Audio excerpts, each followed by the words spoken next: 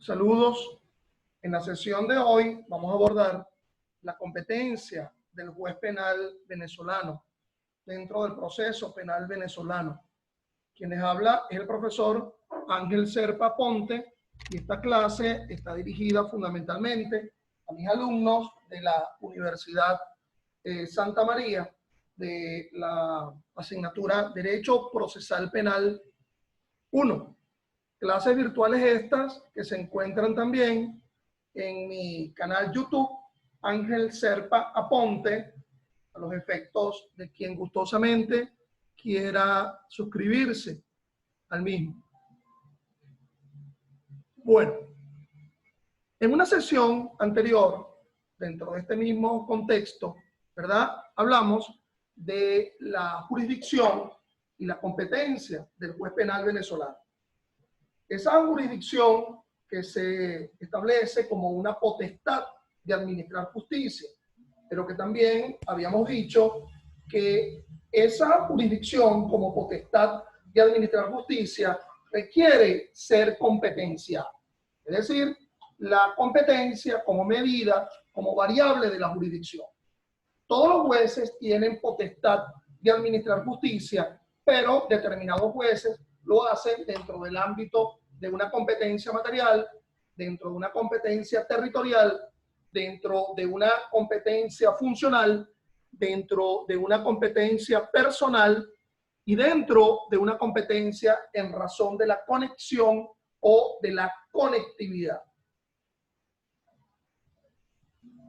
Recuerden que también este concepto de jurisdicción y de competencia lo estamos abordando dentro de los sujetos procesales, porque ya hemos abordado la conformación del procesado, de la víctima y del Ministerio Público como parte procesal.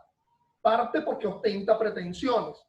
Pero habíamos dicho también que dentro del proceso, a pesar de que el Código Orgánico los define a todos como sujetos procesales, debemos hacer la distinción entre partes, los que ostentan pretensiones, pedimentos dentro de un proceso, a sujetos procesales, quienes ostentan deberes dentro de ese proceso para satisfacer derechos individuales. Obviamente que en el caso del juez hay un deber procesal, que es la llamada obligación de decidir. Ese juez que tiene la llamada potestad de administrar justicia, esa potestad requiere, de nuevo repito, ser competencial. La competencia como medida, como variable de la jurisdicción.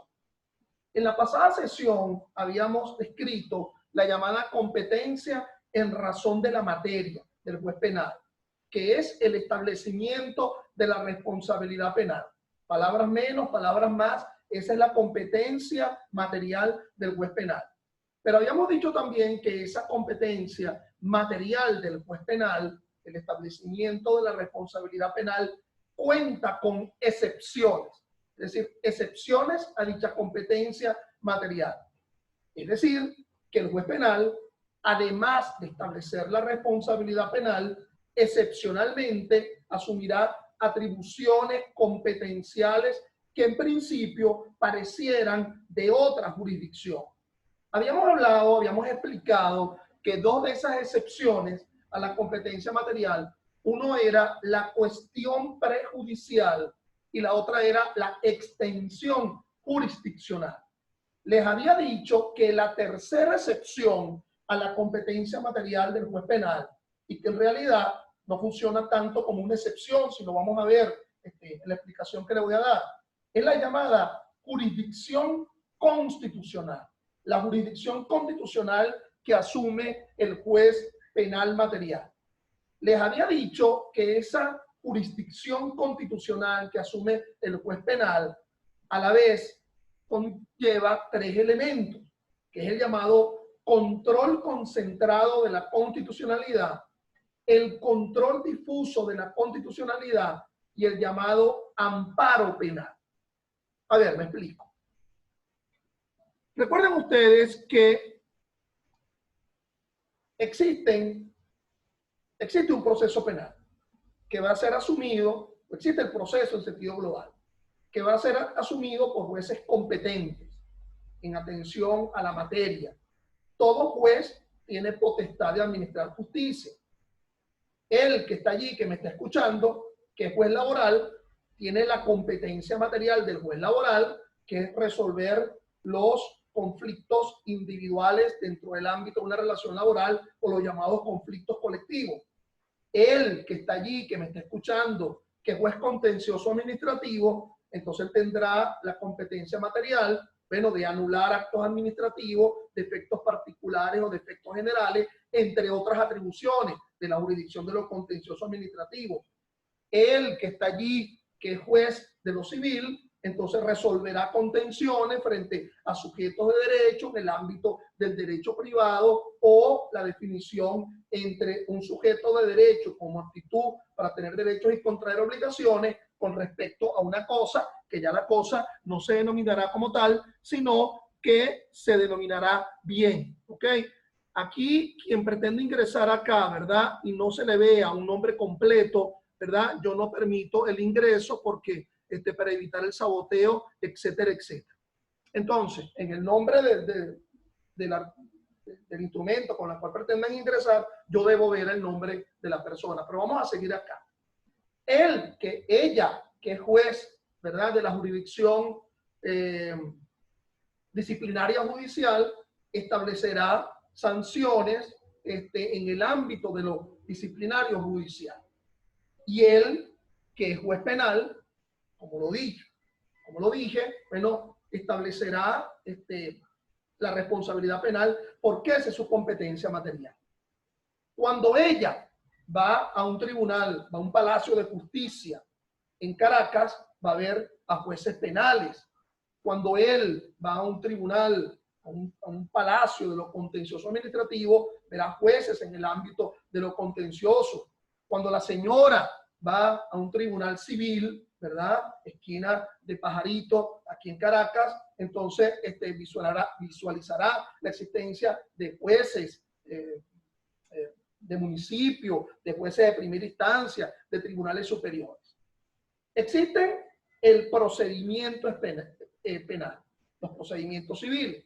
Ahora bien, a partir del advenimiento del constitucionalismo, la Constitución forma parte de cada uno de esos procedimientos.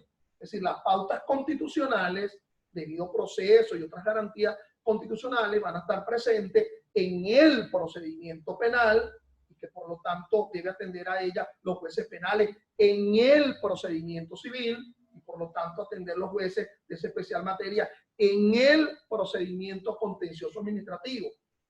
Pero también, mis estimados, la propia Constitución establece procedimientos. Lo que tú nunca vas a encontrar en un palacio de justicia es ir al dicho palacio y decir, ¿dónde está el juez segundo constitucional de Monagas? ¿Dónde está el juez cuarto constitucional de Apure? ¿Y por qué tú estás buscando un juez constitucional? Ajá, porque yo requiero establecer un procedimiento constitucional, no un procedimiento penal regulado en el Código Orgánico Procesal Penal, no un procedimiento laboral establecido en la Ley Orgánica de los Tribunales del Trabajo, ¿ok? La Ley Procesal Laboral, perdón. No es un procedimiento que surja del Código de Procedimiento Civil, sino quiero instaurar un procedimiento constitucional. Es decir, la Constitución no se volvió un simple librito político en donde vamos a tener allí solamente las definiciones del ámbito del poder público, la descripción de institutos, ¿verdad? La definición de una Asamblea Nacional, de una Presidencia de la República, de una Contraloría, sino que la Constitución también establece procedimientos constitucionales.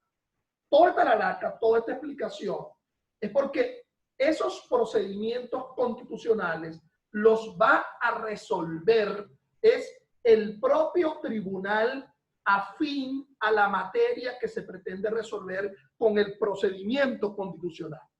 Si yo acudí a un procedimiento constitucional para resolver un asunto vinculado a lo penal, pues le corresponderá al Tribunal Penal asumir ese ámbito de la jurisdicción constitucional. Si por mi parte yo lo que quiero es interponer la nulidad de un acto administrativo de efectos particulares, nulidad conjuntamente con un amparo, ese amparo como procedimiento constitucional le corresponderá exclusivamente al Tribunal de la Jurisdicción de lo Contencioso Administrativo. Por lo tanto, hago toda esta introducción porque esa competencia material del juez penal va a tener tres excepciones, porque, repito, la primera es la extensión jurisdiccional, la segunda es la cuestión prejudicial y la tercera es la llamada jurisdicción constitucional. Esa jurisdicción constitucional que va a resolver procedimientos constitucionales. Entonces, veamos. Vamos a volver al esquema inicial, ¿ok?, que les había abordado en una sesión anterior para el tema de la jurisdicción y de la competencia del juez penal. Recuerden que se está resolviendo, ¿verdad?, un conflicto entre sendos derechos sustantivos, el derecho a la sanción, que se enfrenta a la llamada presunción de inocencia. Para ello es necesario que se instauren sendos derechos adjetivos, se accione o y esa acción se enfrenta al llamado derecho a la defensa. Les decía yo en aquel momento que eso lo va a asumir el proceso de una relación jurídica que se establece, viene del viejo latín, procedere, ir hacia adelante. Eso de que el proceso se instaura a partir del titular de la acción penal, bueno, va a tener sus bemoles, va a tener su amorigeramiento, ¿verdad? Porque, por ejemplo, en el ámbito penal puede indagar ese proceso, aun cuando el titular de la acción penal no lo haya comenzado a instaurar el propio defendible, porque requiere su defensa desde una etapa inicial de investigación. Allí está la Constitución indicando que el debido proceso obra en toda etapa y grado de la investigación y del proceso. Ese proceso va a ser asumido por alguien que ostente jurisdicción, la llamada potestad de administrar justicia, y esa jurisdicción requiere ser competenciada. La primera de esas competencias es la llamada competencia en razón de la materia. ¿Ok? Ahora bien, les decía yo que esa competencia material obviamente se encuentra excepcionada por la cuestión prejudicial y la extensión jurisdiccional y la jurisdicción constitucional. Dentro de la llamada jurisdicción constitucional hay tres modalidades que son sumamente importantes. Uno es el llamado control concentrado de la constitucionalidad. Si tú lees la exposición de motivos de la Constitución, te darás cuenta que 5 son los controles de la constitucionalidad, a diferencia de lo que han dicho tus profesores por allí, ¿verdad? El llamado control difuso, el llamado control concentrado, y parece que se acaban los llamados controles de la constitucionalidad. En realidad son 5, si revisas la exposición de motivos de la propia Constitución. Entonces, el control concentrado, ciertamente, el control difuso, pero también existe un control por omisión legislativa, es decir, cuando el órgano legislativo no realiza sus atribuciones y entonces lo hace la Sala Constitucional del Tribunal Supremo de Justicia, control que está ahorita como medio de moda, ¿verdad? Últimamente, bueno, por la designación de los rectores del CNE se hizo disque en función de la omisión legislativa del legislador. Eso está regulado en el artículo 336, numeral 7º de la Constitución. El otro control es el llamado control preventivo de la constitucionalidad. Es decir, antes de que la ley sea ley, la ley solamente ha sido sancionada, todavía no ha sido promulgada, entonces el presidente de la República da el veto presidencial. Ese veto siempre será por razones de inconstitucionalidad y allí se evita que la ley sancionada sea promulgada. El otro es el control represivo de la ley. Si la ley ya es ley, ya ha sido promulgada y por vía, entre otras formas, del llamado referéndum abrogatorio, se abroga una ley que ya ha sido promulgada, pero también puede existir que la propia sala constitucional anule parcial o totalmente una ley ya promulgada y se verifica un problema de inconstitucionalidad. ¿Ok? Porque la Constitución, como norma suprema, en el artículo 7 de dicha Constitución, impide la posibilidad de que instrumentos normativos subconstitucionales violenten, afrenten la propia Constitución. Eso que te explicaban aquí en clase de la famosa pirámide de Kelsen, en la cúspide de todo ese esquema está la Constitución, bueno, se plasma ciertamente normativamente en el artículo 7. Pero a los efectos de la materia que me ocupa en este momento, que es la competencia material del juez penal, yo lo que me quiero circunscribir exclusivamente es a esa excepción que se deriva de la llamada jurisdicción constitucional, esa excepción a la competencia material del juez penal. Entonces, decía yo que tres son los elementos. Uno es el control concentrado. Eso lo asume la Sala Constitucional del Tribunal Supremo de, bueno, voy a ingresar a una persona con un nombre un tanto extraño, ojalá no eche problema. O sea, bueno, eso lo asume la Sala Concentrada, la Sala Constitucional del Tribunal Supremo de Justicia, que es el llamado control concentrado de la constitucionalidad. Anteriormente, en la vigencia de la Constitución del año 1961, eso lo ejercía la Sala Plena del Tribunal Supremo de Justicia.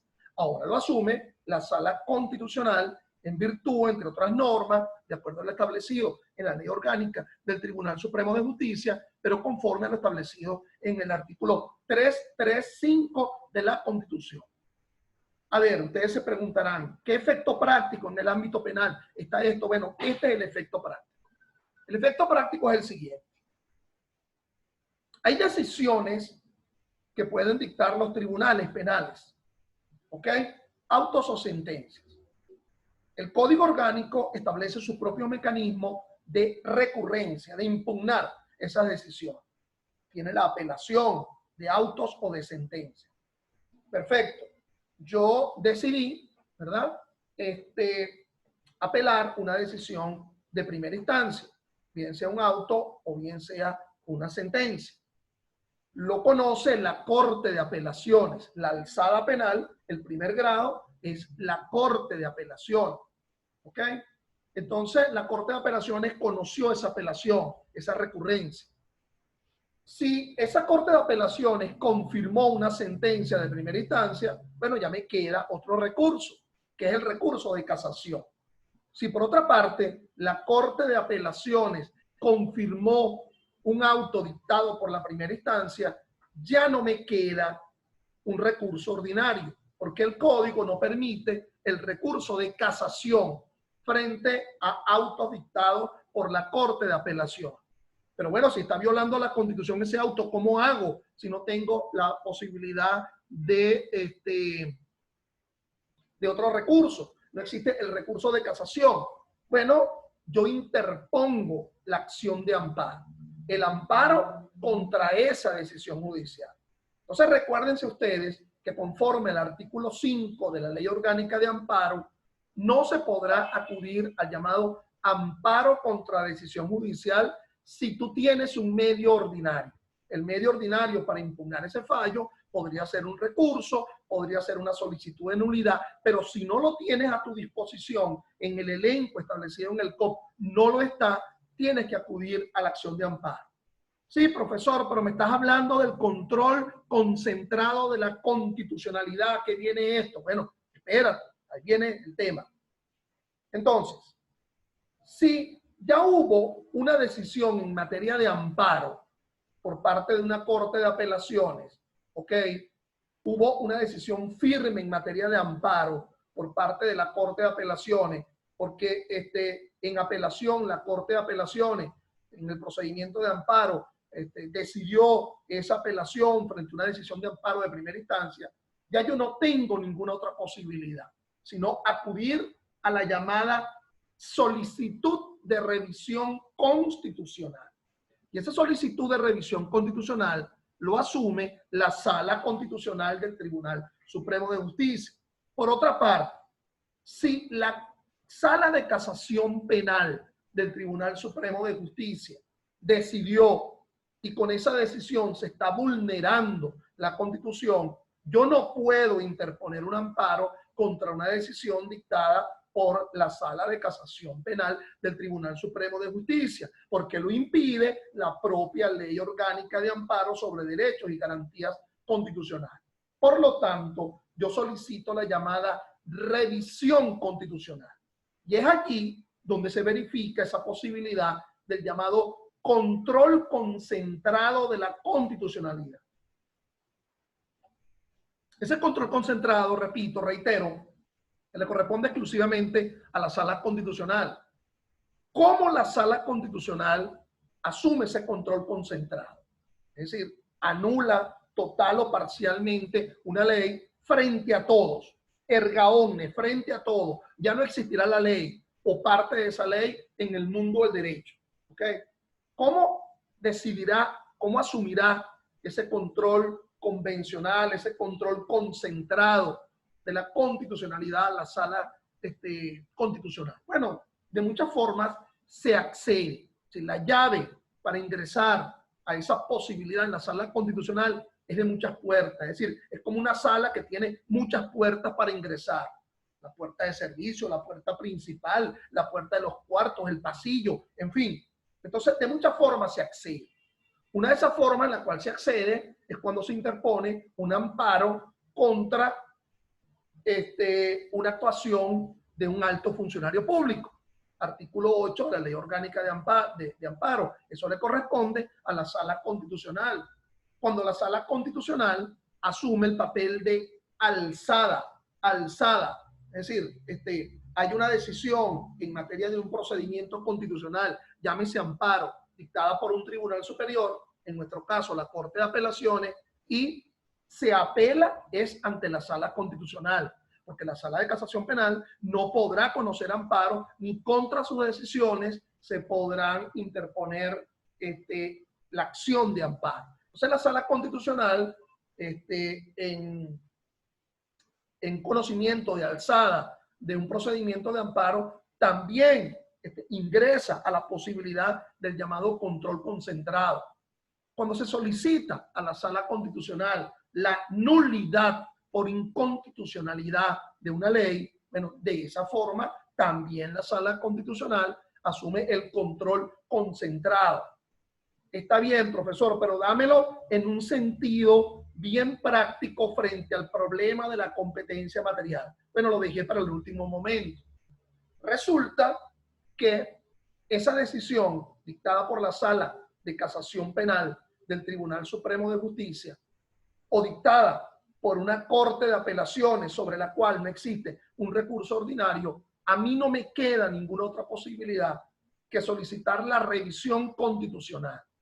Y es por ello que sería como una especie de excepción en el ámbito de la competencia material, porque aunque sea la propia Sala Constitucional dentro de un procedimiento constitucional, estaría resolviendo un tema en materia penal.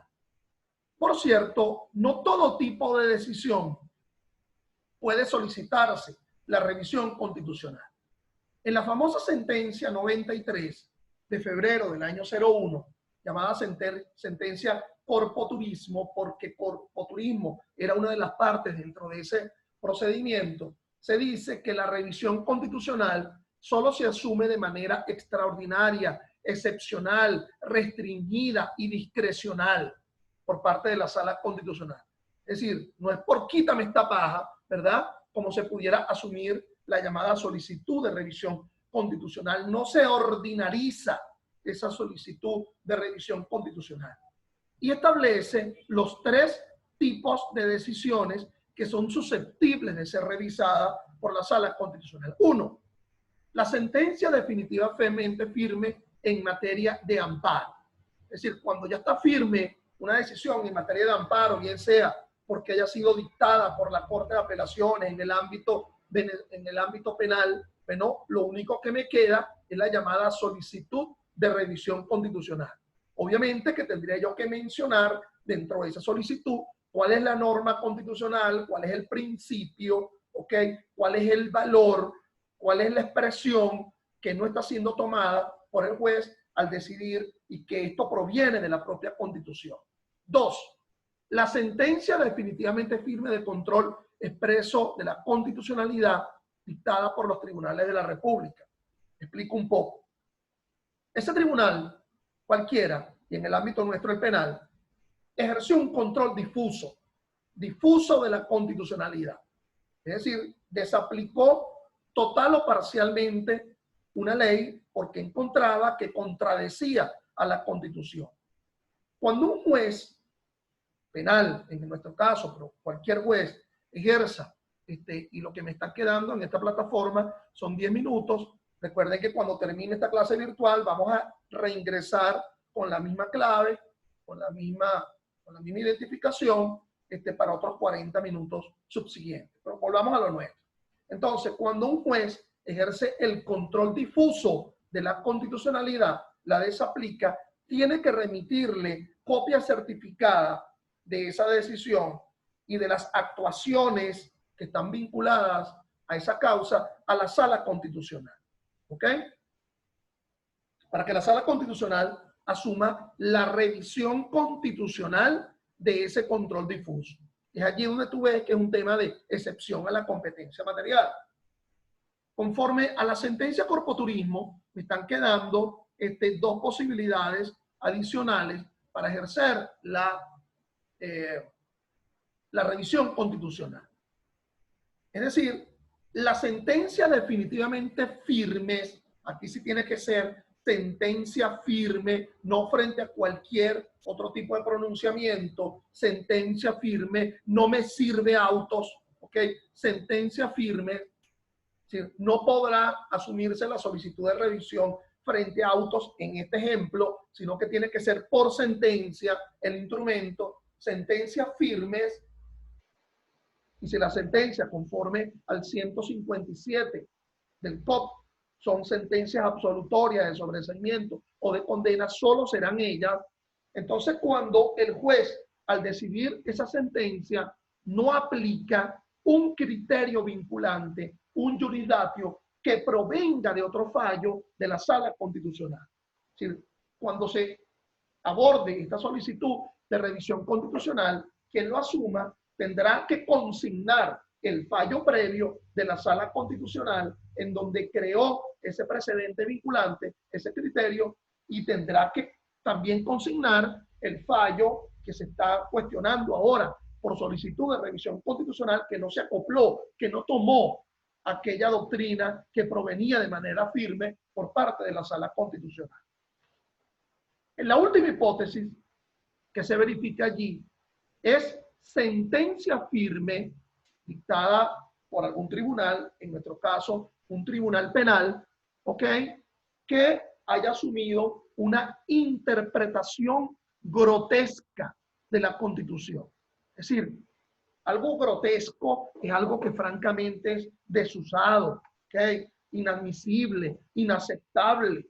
Imagínate una decisión en donde se indique, bueno, todos los afrodescendientes son culpables de la comisión de un delito, ¿verdad? En donde se indique toda relación sexual de un hombre con una mujer se configura una violación. Alguien que indique, por ejemplo, aquello de que el que sea condenado teniendo más de 70 años de edad, no le voy a establecer el arresto domiciliario que establece el Código Penal de un máximo de 4 años, porque cuando el Código Penal estableció eso, era cuando la gente, cuando mucho, vivía 50 años, y que por lo tanto ahora que cualquier persona de 70 años tiene larga vida y puede vivir tanto tiempo, Dios nos proteja del COVID, por eso se dice que ahora actualmente los 60 son los antiguos 50 y el que tiene 40. Entonces, si es por la cuenta, yo debo tener como 18, más o menos. Bueno, pues sigamos acá, pues no vamos a estar hablando de circunstancias etarias. Entonces, alguien que interprete de forma grotesca la Constitución en una sentencia firme, ello será revisado. Ya te hablé entonces del primer elemento de la jurisdicción constitucional. El segundo elemento sería el control difuso, que ya te lo he mencionado. Es decir, el control difuso pasa porque el juez encuentre una norma o sustantiva o adjetiva que violenta la Constitución y por lo tanto no la puede aplicar. Él está amarrado, ¿verdad?, con la ley que tiene que aplicar, principio de legalidad sustantiva, principio de legalidad objetiva. El papel aguanta todo, pero claro, esa ley violenta fundamentalmente a la Constitución. Allí está el artículo 7, que la Constitución es la norma suprema, por lo tanto se equivoca el legislador. Ya mi problema no es contra mi contraparte, ya mi problema no es contra el juez que así decidió, sino el problema mío es contra el legislador, ¿verdad?, que estableció esa ley. Por cierto, hablando de leyes un tanto extrañas, los invito hoy mismo a las 3 de la tarde, en mis redes están, voy a disertar apenas 40 minutos frente a la llamada ley contra el odio, ley constitucional contra el odio, etcétera, etcétera. ¿Ok? A los que tengan a gusto hacerlo. Voy a admitir a esta persona que no se identifica, pero bueno. Entonces, fíjense. Les decía yo que ese control difuso está obligado el juez que adopte el control difuso a remitirle copia certificada de esa decisión a la Sala Constitucional. ¿Qué puede hacer la Sala Constitucional? Bueno, tiene tres opciones. Uno, confirma ese control difuso. Sí, está muy bien, señor juez, que usted no aplicó esa norma. La verdad es que violenta eso a la Constitución. Eso no debería haberse aplicado, pero lo confirmo para el caso en concreto. ¿Ok? No erga omne frente a todo, frente a las causas frente a las partes de esa causa. Intuita persona, como quien quiere decir. Opción 2. La Sala Constitucional dice, oye, no me había dado cuenta de eso. Por favor, se dice no me había dado cuenta, no me había dado de cuenta, cuidado, no me había dado cuenta de eso. Hay una canción por ahí en salsa que dice, así te darás de cuenta. Bueno, eso no sé, así te darás cuenta. Entonces, bueno, la Sala Constitucional dice, oye, no me había dado cuenta de ello y por lo tanto transformo el control difuso en control concentrado. Es decir, ese control difuso que asumió ese tribunal para ese caso en concreto, viene la Sala Constitucional y lo extiende para todo. Oye, ¿por qué solamente para esa parte? Vamos a darle la posibilidad a todos, porque de verdad que esa ley es francamente inconstitucional y transforma un control difuso en un control concentrado. Opción tercera, revoca el control difuso. ¿Cómo es eso? Que esa ley afecta, ofende, lacera la Constitución. Pues nada de eso. ¿A dónde se le ocurrió a ese juez determinada circunstancia? Y lo revoca. Control concentrado, control difuso. Me quedaría solamente el llamado amparo penal, ¿verdad?, como excepción a la competencia material. El amparo. El amparo penal, recuerden ustedes, se hizo un instituto entre nosotros a partir de la Constitución del año 1947, cuando se incorpora el llamado amparo de habeas corpus en restablecimiento de la libertad y de la seguridad personal. Luego, la Constitución de la dictadura perejimenista en el año 53, elimina ese instituto del amparo y luego se vuelve a incorporar en la Constitución del año 1961. Tardó bastante el legislador venezolano en promulgar una ley orgánica de amparo que se lo exigía. El constituyente del año 61 lo hizo a finales de los años 80. Ya saben ustedes que esa Constitución del año 61 fue sustituida, fue derogada por nuestra vigente Constitución del año 1999, cuyo artículo 27 regula el amparo, y también dicho artículo 27 y las disposiciones transitorias de la Constitución también obliga al legislador que legisle en materia de amparo.